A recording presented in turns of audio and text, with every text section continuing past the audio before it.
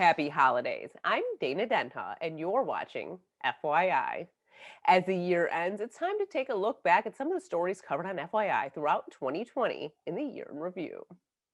When an emergency occurs, we all know the number to call to get the help we need from first responders. As times change, these men and women who help keep our community safe are taking the time to get to know the people that make up Ann Arbor. Veterans Memorial Ice Arena was swarmed by police and fire personnel on a mission to break the ice. Today is Skate with a Hero, and it involves the police department and the fire department. And we've invited kids of all ages really to come out and have an opportunity to meet both personnel from the fire department and the police department. It's tremendously important to have these kind of events just so the community can get to know their heroes, both the fire and the police department. They come to work every day and they put their life on the line, and I think it's really important for the community to get to know our police officers and our firefighters and vice versa. Today we have 7 of our firefighters that are also on the hockey team, part of skating with the community today. So it's a great way for us to interact with the community and do something that the firefighters enjoy and be able to interact with the residents. It's a big bonding thing. So you help each other out on the ice and show people how to skate or help people back up. It's always important to get out and get to know your local community service members and your first responders, because they're part of the community too, and their job isn't just to be there in an emergency, but to help build the community. We're coming to the age where it's really important to engage the community in that type of way so that they feel like they're partners in solving crime in their community. It is imperative that we are providing our young ones with the skills to thrive as they choose their education and career paths. Watch as the Society of Women Engineers teach students about STEM. Kindergarten through 5th graders were immersed in experimentation at the Elementary Engineering Exploration Day. The goal of this day is to teach kids that engineering can be a creative and fun career. I have 2 little girls that maybe they would never think about going to engineering because it's not the common path for women. And I was a minority in my department when I was getting my PhD in chemistry. So I thought, you know what, they should probably feel like they can do anything boys can do. The students and parents worked on a variety of experiments, but the main focus, teamwork. Today we're doing a hovercraft experiment, and they're learning a little bit about lift and what makes a hovercraft work. They're building a roller coaster for marbles, and then we're doing a student panel to talk about our experiences in STEM and how we got to where we are today, and maybe things they can do to expose their children to STEM early on. Sometimes the collection of ideas is what makes the project amazing. So I learned teamwork. So learning about cryptography and cybersecurity, and we're using that as a talk to aliens kind of thing. This is all connecting to our overall theme of space. And then our final activity is nuclear engineering oriented. So we're saying we have our moon colony, we want to power it with a nuclear reactor. So they're building a model reactor out of candy. And then my favorite part is they're demonstrating fission. So when you split atoms apart, by twisting a balloon and then cutting it, and talking about how that release of air is just like the release of energy. It's really important for kids to be here just to be more confident, more creative, and to learn that they can have fun while playing and learn.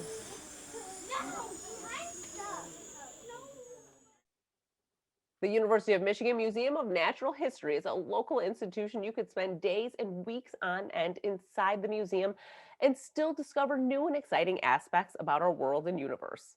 Watch as the high-tech planetarium takes you to the depths of existence. The Biological Sciences Building is the home of the University Planetarium and Dome Theater. Well, being part of the new building, also state-of-the-art.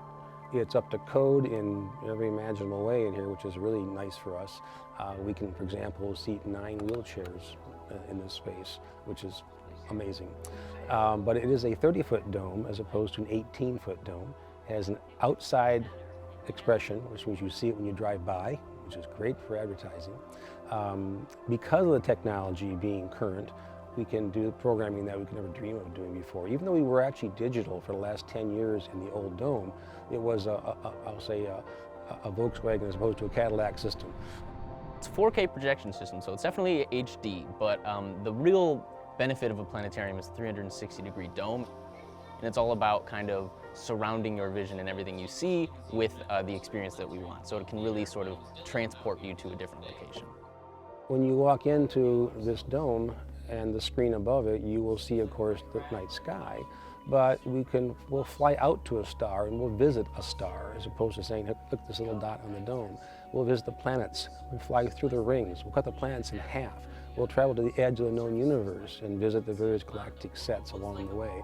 Series of 88 organized show people their favorite constellations, like the Big Dipper, something like that, but then leave Earth with that constellation sort of drawn in the sky, and it shows how that constellation loses shape and meaning once you leave Earth. And the sky is no longer the limit, as the Digistar technology can transport to places once unimaginable. We're running cosmic colors, which is about the spectrum of light and how that impacts astronomy. When you're sitting here in the dome, you feel like you're in a big giant fishbowl with all kinds of underwater sea life. They spent years building these. Nothing there is real, it's all animated, but it's absolutely gorgeous. And that's the reef exploration. You're able to do things, everything in astronomy that you can really imagine, but then also a lot more beyond that.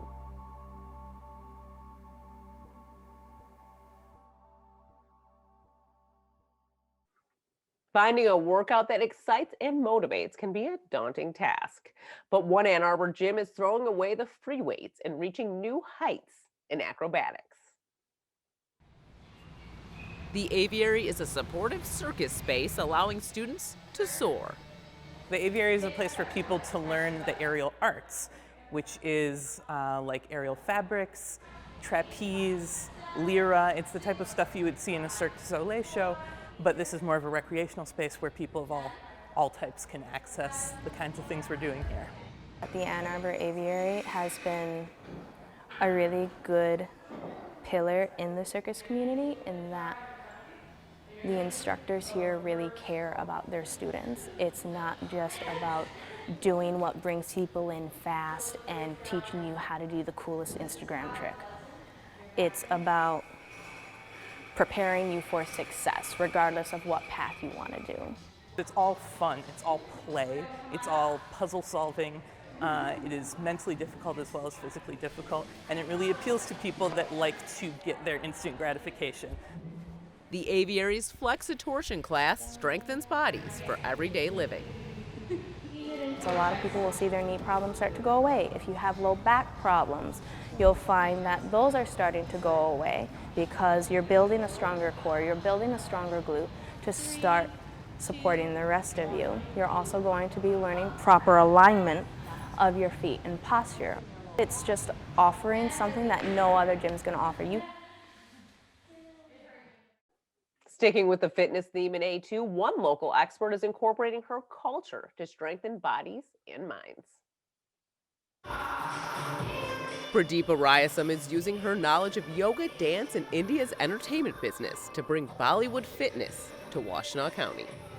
I was born and brought up in India, and as a kid my mom took me to so many types of dance lessons, and I took up traditional or the classical style of Indian dance. But when it comes to Bollywood music, I can just play a song on the audio and just bring out the fun, and it's more upbeat music. Pradeepa has her own take on Bollywood, incorporating this technique into a fitness routine. So traditional Bollywood dance is probably something that is choreographed and sequenced and practiced. But when it comes to Bollywood fitness, it's just a way to work out. So the focus is mostly on not the choreography. And I keep changing the steps with the mood and the melody of the group, but we're predominantly working on the fitness portion of it. So, and I'm a yoga teacher as well, so I know what muscles to work out. So in my moves, I make sure from head to toe, everything is moving, and that's just to bring some fitness aspect to it.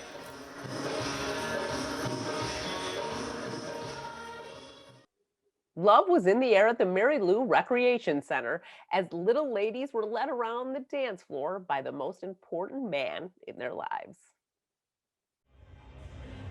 The relationship between fathers and daughters took center stage at a yearly county celebration. We're doing our annual Daddy Daughter Dance event. We do this every year around Valentine's Day. This daddy-daughter date night creates a tight-knit bond and memories that'll last a lifetime. We have a photo booth, we have some arts and crafts going on, we have face painting and refreshments. Year after year, it's just great to see the daughters come with their dads every year. They build relationships and memories here that last forever. We see a lot of the same people year after year, and it's just fun to see them come back every year, and they're always so excited.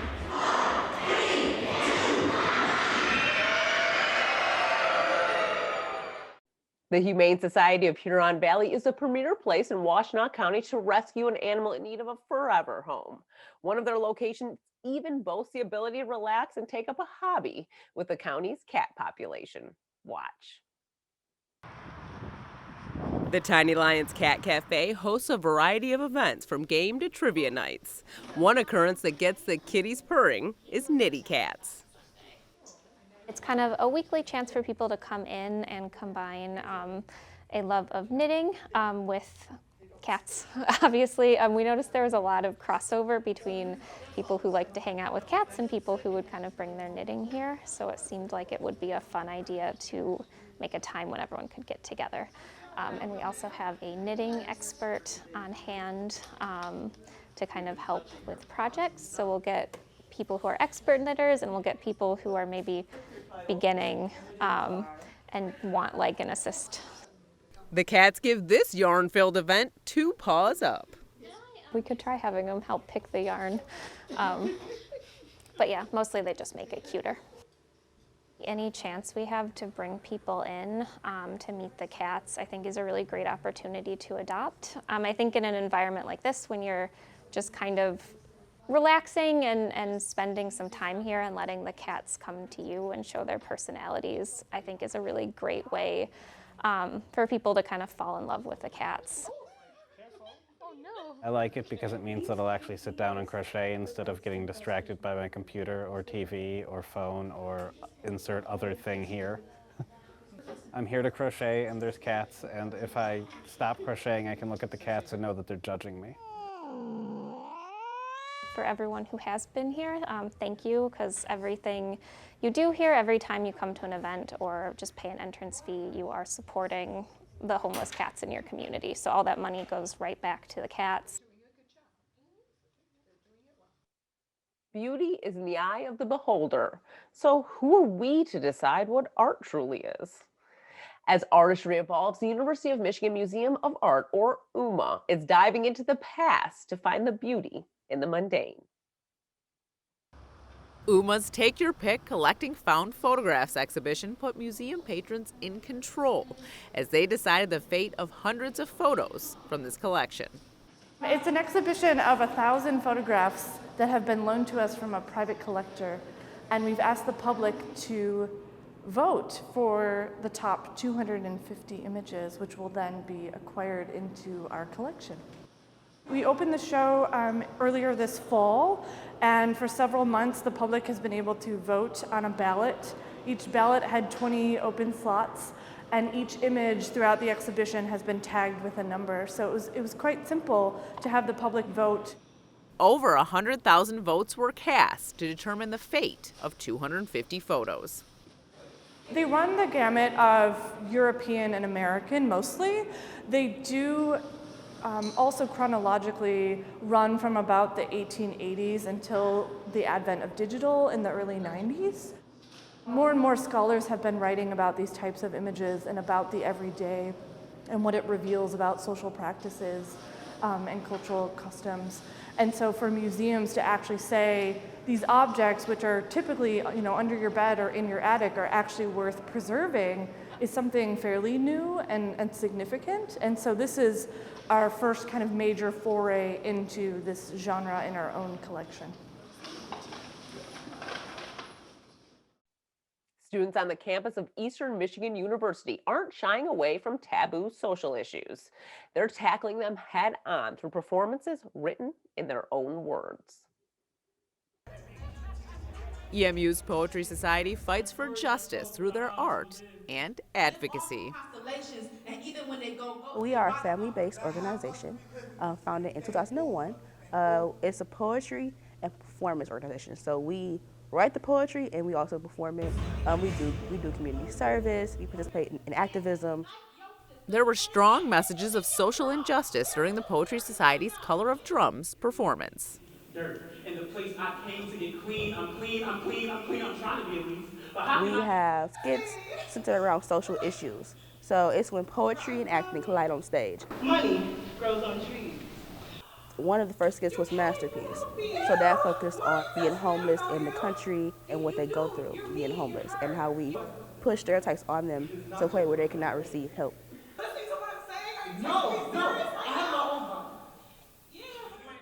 Our content is fresh and new and purposeful, but still having the audience have something to take away from our experiences. Legends never die.